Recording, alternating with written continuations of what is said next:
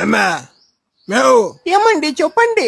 ఏందే 10 అయితాన్నా ఇంకా బ్రేక్ఫాస్ట్ లే ఏందిలే కొంపకి రాక రాక అల్లుడు వస్తే ఇదే నా మర్యాదలు ఇచ్చేది ఆ? ఏమండి ఏంది చెప్పే? అప్ప దిక్కిరండి, అల్లుడు గారు వింటారు.